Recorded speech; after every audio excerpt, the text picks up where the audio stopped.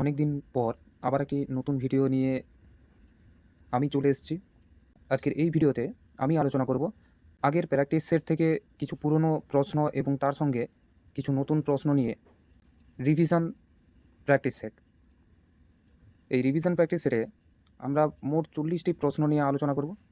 আর আজকের এই ভিডিওতে আপনাদের জন্য টার্গেট দেওয়া হলো 36। এই 36-এর মধ্যে আপনি কতগুলি প্রশ্নের সঠিক উত্তর দিতে পারলেন ভিডিওর কমেন্ট সেকশানে অবশ্যই কমেন্ট করে জানাতে ভুলবেন না। তাহলে আর দেরি না করে শুরু করা যাক আজকের এই ভিডিও।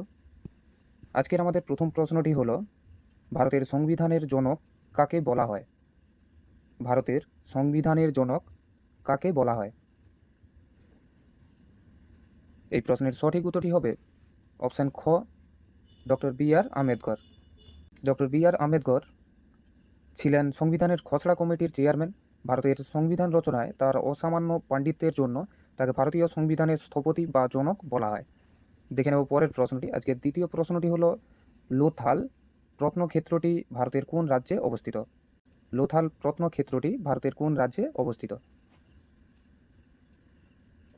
এই প্রশ্নের সঠিক উত্তরটি হবে অপশান ঘ, গুজরাট। সিন্ধু সভ্যতার একটি গুরুত্বপূর্ণ বন্দর শহর ছিল লোথাল। এটি বর্তমান গুজরাটের আহমেদাবাদ জেলায় অবস্থিত।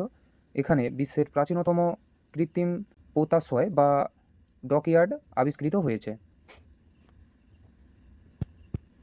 আজকের 3 নম্বর প্রশ্নটি হলো, পশ্চিমবঙ্গের দীর্ঘতম নদী কোনটি? পশ্চিমবঙ্গের দীর্ঘতম নদী কোনটি? এই প্রশ্নের সঠিক উত্তরটি হবে অপশান খ, গঙ্গা। গঙ্গা নদী পশ্চিমবঙ্গের প্রধান ও দীর্ঘতম নদী। এ রাজ্যে গঙ্গার মূল ধারাটি ভাগীরথী হুগলি নামে পরিচিত, যা 520 কিলোমিটার পথ অতিক্রম করে বঙ্গোপসাগরে মিশেছে। দেখে নেব পরের প্রশ্নটি। লোকসভার সদস্য হতে গেলে ন্যূনতম বয়স কত হতে হবে?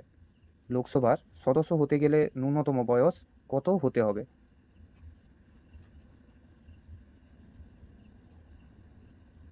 এই প্রশ্নের সঠিক উত্তরটি হবে অপশান গ, 25 বছর। ভারতীয় সংবিধান অনুযায়ী লোকসভার নির্বাচনে প্রতিদ্বন্দ্বিতা করার জন্য ন্যূনতম বয়স 25 বছর। অন্যদিকে রাজ্যসভার সদস্য হতে গেলে কমপক্ষে 30 বছর বয়স হতে হয়। দেখে নেব পরের প্রশ্নটি। আজকের 5 নম্বর প্রশ্নটি হলো, ইন্ডিয়া উইন্স ফ্রিডম বইটি কার লেখা? ইন্ডিয়া উইন্স ফ্রিডম বইটি কার লেখা? এই প্রশ্নের সঠিক উত্তরটি হবে অপশান ক, মৌলানা আবুল কালাম আজাদ। ভারতের প্রথম শিক্ষামন্ত্রী মৌলানা আবুল কালাম আজাদের লেখা এটি একটি বিখ্যাত আত্মজীবনীমূলক গ্রন্থ। এতে ভারতের স্বাধীনতা সংগ্রামের বিভিন্ন দিক ও দেশভাগ নিয়ে আলোচনা করা হয়েছে। আজকের 6 নম্বর প্রশ্নটি হলো, কত সালে ভারতের রাজধানী কলকাতা থেকে দিল্লিতে স্থানান্তরিত হয়? কত সালে ভারতের রাজধানী কলকাতা থেকে দিল্লিতে স্থানান্তরিত হয়? এই প্রশ্নের সঠিক উত্তরটি হবে অপশান খ, 1911 সালে।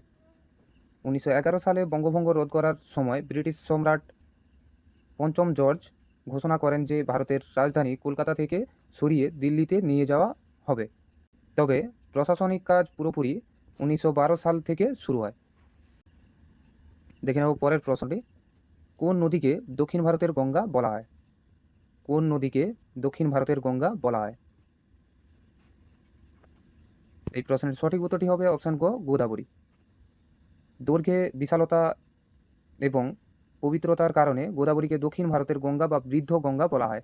এটি দক্ষিণ ভারতের দীর্ঘতম নদী, যা পশ্চিমঘাট পর্বত থেকে উৎপন্ন হয়েছে। আজকের 8 নম্বর প্রশ্নটি হলো, স্বাধীন ভারতের প্রথম রাষ্ট্রপতি কে ছিলেন? স্বাধীন ভারতের প্রথম রাষ্ট্রপতি কে ছিলেন? এই প্রশ্নের সঠিক উত্তরটি হবে অপশান খ, ডক্টর রাজেন্দ্র প্রসাদ। ডক্টর রাজেন্দ্র প্রসাদ ছিলেন ভারতের দীর্ঘতম সময়ের রাষ্ট্রপতি, যার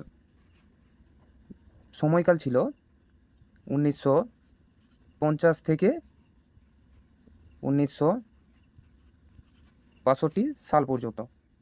তিনি সংবিধান সভারও স্থায়ী সভাপতি ছিলেন।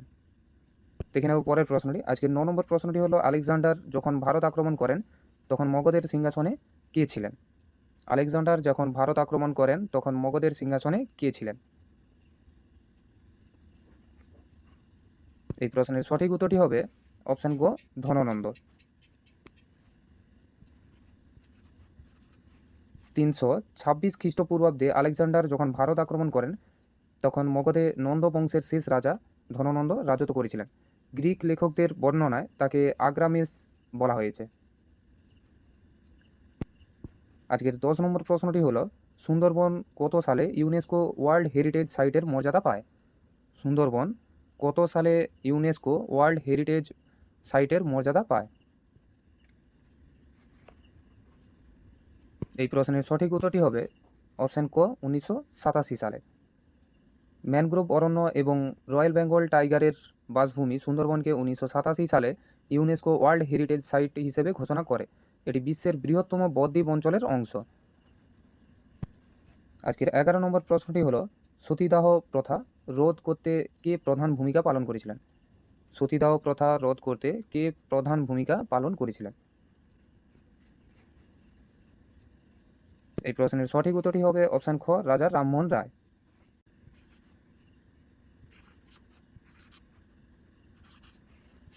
1829 সালে রামমোহন রায়ের ঐকান্তিক প্রচেষ্টায় লর্ড উইলিয়াম বেন্টিং সতীদাহ প্রথা নিষিদ্ধ করে আইন জারি করেন। এটি ভারতীয় সমাজ সংস্কার আন্দোলনের একটি মাইলফলক। আজকের 12 নম্বর প্রশ্নটি হলো, ভারতের সংবিধানের কত নম্বর ধারায় অস্পৃশ্যতা দূরীকরণ বলা হয়েছে? ভারতের সংবিধানের কত নম্বর ধারায় অস্পৃশ্যতা দূরীকরণ বলা হয়েছে?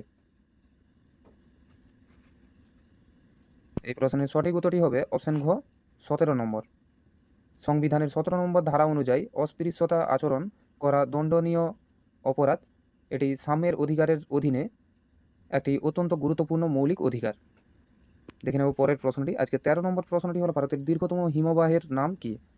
ভারতের দীর্ঘতম হিমবাহের নাম কি? এই প্রশ্নের সঠিক উত্তরটি হবে অপশান খ সিয়াচেন। কারাকোরাম পর্বতশ্রেণীতে অবস্থিত সিয়াচেন হলো ভারতের দীর্ঘতম হিমবাহ। এটি সামরিক দিক থেকেও অত্যন্ত গুরুত্বপূর্ণ একটি এলাকা। আজকে 14 নম্বর প্রশ্নটি হলো, কোন সালে মুসলিম লীগ পাকিস্তান প্রস্তাব গ্রহণ করেছিল?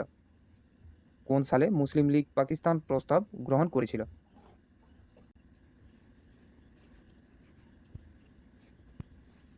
এই প্রশ্নের সঠিক উত্তরটি হবে অপশান ক 1940 সালে। 1940 সালের লাহোর অধিবেশনে মুসলিম লীগ প্রথম পৃথক পাকিস্তান রাষ্ট্রের দাবি বা পাকিস্তান প্রস্তাব গ্রহণ করে ফজলুল হক এই প্রস্তাবটি উত্থাপন করেছিলেন। দেখে নেব পরের প্রশ্নটি। আজকের 15 নম্বর প্রশ্নটি হলো, ভারতের রাজ্যসভা কে পরিচালনা করেন?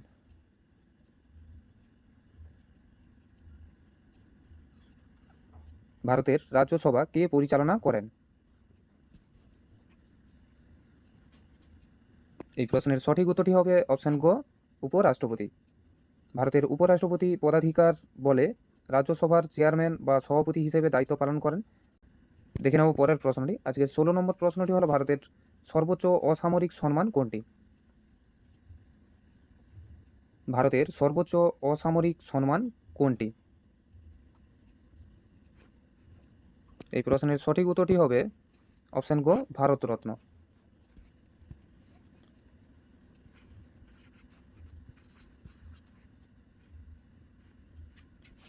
1954 সাল থেকে এই সম্মান দেওয়া শুরু হয়। শিল্প, সাহিত্য, বিজ্ঞান এবং সমাজসেবার অসামান্য কাজের স্বীকৃতিস্বরূপ এই সর্বোচ্চ সম্মান প্রদান করা হয়।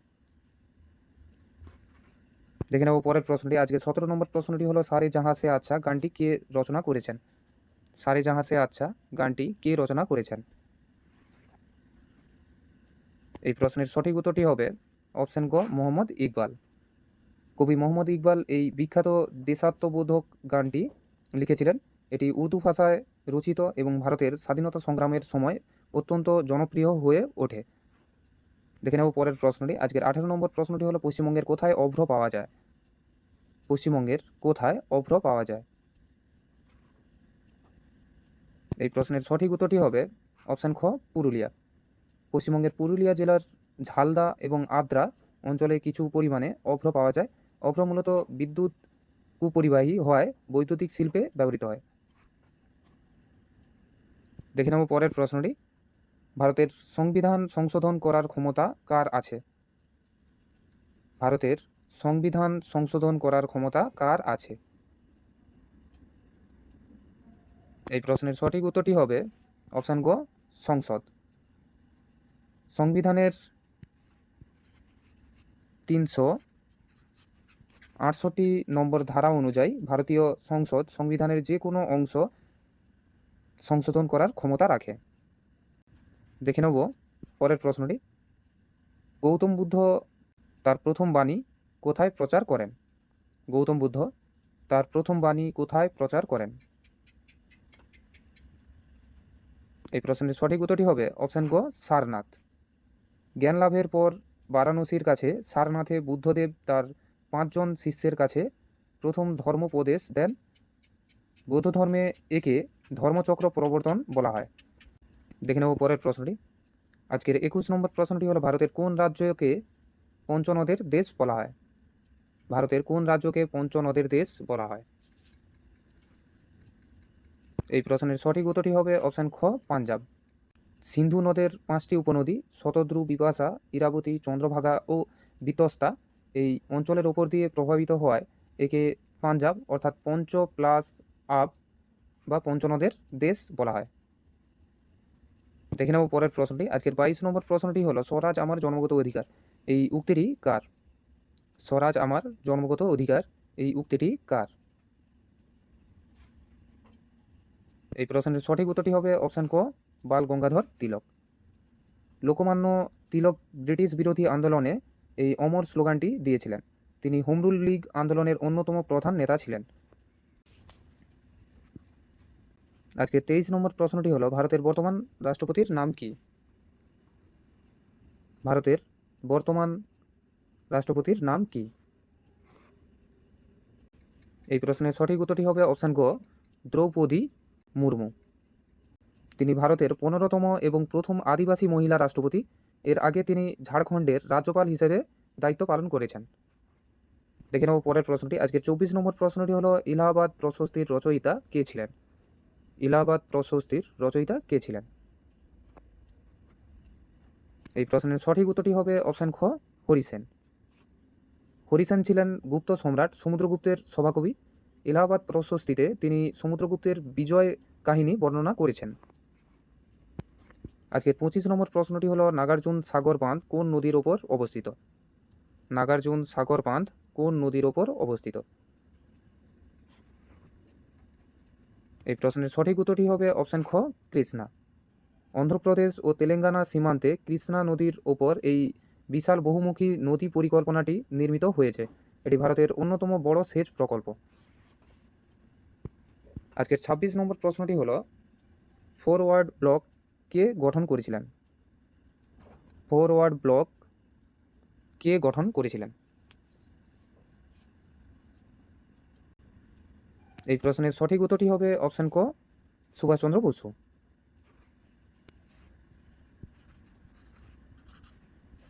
1939 সালে কংগ্রেসের অভ্যন্তরীণ মতপার্থক্যের কারণে নেতাজি কংগ্রেস ত্যাগ করেন এবং 3রা মে ফরওয়ার্ড ব্লক নামে নতুন দল গঠন করেন। দেখে নেব পরের প্রশ্নটি। আজকে 27 নম্বর প্রশ্নটি হলো নীতি আয়োগ এর চেয়ারম্যান কে? নীতি আয়োগ এর চেয়ারম্যান কে? এই প্রশ্নের সঠিক উত্তরটি হবে অপশান গ প্রধানমন্ত্রী।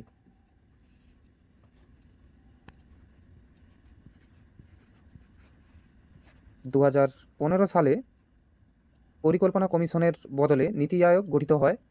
পদাধিকার বলে দেশের প্রধানমন্ত্রী এই প্রতিষ্ঠানের চেয়ারম্যান হিসেবে দায়িত্ব পালন করেন। দেখে নেব পরের প্রশ্নটি। এর 28 নম্বর প্রশ্নটি হলো লোকটাক হ্রদ কোন রাজ্যে অবস্থিত? লোকটাক হ্রদ কোন রাজ্যে অবস্থিত?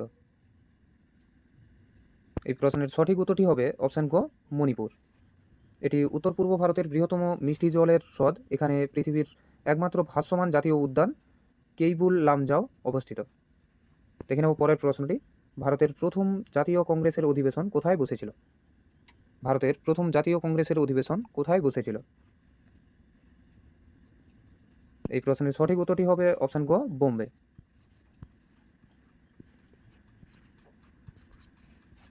1885 সালে বোম্বের গোকুলদাস তেজপাল সংস্কৃত কলেজে কংগ্রেসের প্রথম অধিবেশন হয়। উমেশচন্দ্র বন্দ্যোপাধ্যায় এতে সভাপতিত্ব করেন। দেখে নেব পরের প্রশ্নটি। আজকে 30 নম্বর প্রশ্নটি হলো কুচিকল জলপ্রপাত কোথায় অবস্থিত? কচিকল জলপ্রপাত কোথায় অবস্থিত? এই প্রশ্নের সঠিক উত্তরটি হবে অপশান গ, কর্ণাটক। কর্ণাটক রাজ্যের শিবমোগা জেলায় বরাহী নদীর ওপর অবস্থিত এই জলপ্রপাতটি ভারতের উচ্চতম জলপ্রপাত। আজকের 31 নম্বর প্রশ্নটি হলো, বাংলার নবজাগরণের জনক কাকে বলা হয়? বাংলার নবজাগরণের জনক কাকে বলা হয়? এই প্রশ্নের সঠিক উত্তরটি হবে অপশান গ, রামমোহন রায়। ঊনবিংশ শতাব্দীতে ভারতের সমাজ সংস্কার ও আধুনিক শিক্ষার প্রসারে অগ্রণী ভূমিকা পালনের জন্য রাজা রামমোহন রায়কে নবজাগরণের জনক বলা হয়। দেখে নেব পরের প্রশ্নটি। আজকের 32 নম্বর প্রশ্নটি হলো, ভারতের নির্বাচন কমিশনারকে কে নিয়োগ করেন? ভারতের নির্বাচন কমিশনারকে কে নিয়োগ করেন? এই প্রশ্নের সঠিক উত্তরটি হবে অপশান গ, রাষ্ট্রপতি। সংবিধানের 324 নম্বর ধারা অনুযায়ী রাষ্ট্রপতি নির্বাচন কমিশনারদের নিয়োগ করেন। তাদের কার্যকালের মেয়াদ 6 বছর বা 65 বছর বয়স পর্যন্ত। দেখে নেব পরের প্রশ্নটি। আজকে 33 নম্বর প্রশ্নটি হলো, কোন শহরকে ভারতের প্রবেশদ্বার বলা হয়? কোন শহরকে ভারতের প্রবেশদ্বার বলা হয়? এই প্রশ্নের সঠিক উত্তরটি হবে অপশান খ, মুম্বাই। সমুদ্রপথে বাণিজ্য ও ঐতিহাসিক গেটওয়ে অফ ইন্ডিয়ার অবস্থানের কারণে মুম্বাইকে ভারতের প্রবেশদ্বার বলা হয়। আজকে 34 নম্বর প্রশ্নটি হলো, প্রথম গোলটেবিল বৈঠক কত সালে হয়েছিল? প্রথম গোলটেবিল বৈঠক কত সালে হয়েছিল? এই প্রশ্নের সঠিক উত্তরটি হবে অপশান খ, 1930 সালে। সাইমন কমিশনের রিপোর্টের ওপর আলোচনার জন্য লন্ডনে 1930 সালে প্রথম গোলটেবিল বৈঠক বসে। কংগ্রেস এই বৈঠকে যোগ দেয়নি। দেখে নেব পরের প্রশ্নটি। আজকের 35 নম্বর প্রশ্নটি হলো, ভারতের পঞ্চায়েতি রাজ দিবস কবে পালিত হয়? ভারতের পঞ্চায়েতি রাজ দিবস কবে পালিত হয়? এই প্রশ্নের সঠিক উত্তরটি হবে অপশান গ, 24শে এপ্রিল।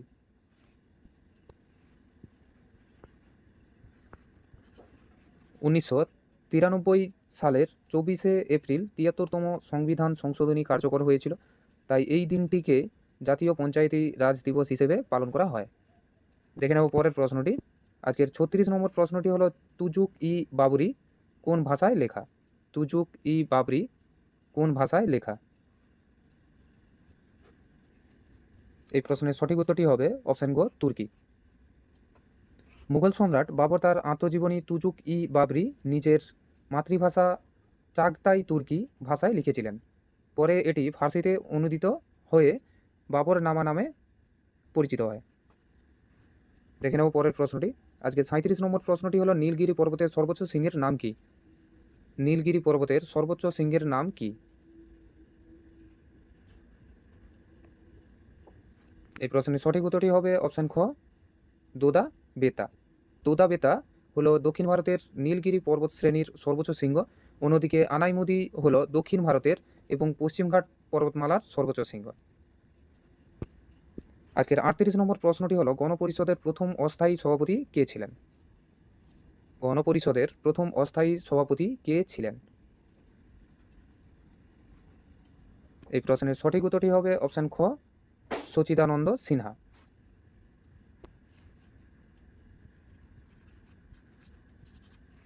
1946 সালের 9 ডিসেম্বর গণপরিষদের প্রথম বৈঠকে প্রবীণতম সদস্য হিসেবে ডক্টর সচিদানন্দ সিনহা অস্থায়ী সভাপতি নির্বাচিত হন। এর দুদিন পর রাজেন্দ্র প্রসাদ স্থায়ী সভাপতি হন। দেখে নেব পরের প্রশ্নটি। ভারতের কোনো অঙ্গরাজ্যের রাজ্যপালকে কে নিযুক্ত করেন? ভারতের কোনো অঙ্গরাজ্যের রাজ্যপালকে কে নিযুক্ত করেন? এই প্রশ্নের সঠিক উত্তরটি হবে অপশান গ, রাষ্ট্রপতি। ভারতের প্রতিটি অঙ্গরাজ্যের রাজ্যপাল সরাসরি রাষ্ট্রপতির দ্বারা 5 বছরের জন্য নিযুক্ত হন। তিনি রাষ্ট্রপতির সন্তোষ অনুযায়ী পদে আসীন থাকেন। দেখে নেব পরের প্রশ্নটি। আজকের 40 নম্বর ও শেষ প্রশ্নটি হলো, বন্দে মাতরম সঙ্গীতটি প্রথম কোন উপন্যাসে প্রকাশিত হয়? বন্দে মাতরম সঙ্গীতটি প্রথম কোন উপন্যাসে প্রকাশিত হয়? এই প্রশ্নের সঠিক উত্তরটি হবে অপশান গ, আনন্দমঠ। বঙ্কিমচন্দ্র চট্টোপাধ্যায়ের বিখ্যাত উপন্যাস আনন্দমঠে প্রথম এই গানটি দেখা যায়।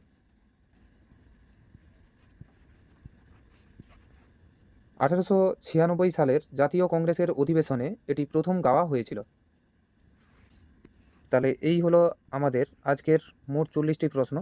এই 40টি প্রশ্নের মধ্যে আপনি কতগুলি প্রশ্নের সঠিক উত্তর করতে পারলেন বা আমাদের দেওয়া টার্গেট পর্যন্ত পৌঁছাতে পারলেন, ভিডিওর কমেন্ট সেকশানে কমেন্ট করে জানাতে ভুলবেন না। তাহলে আবার দেখা হবে আবার একটি নতুন ভিডিওতে।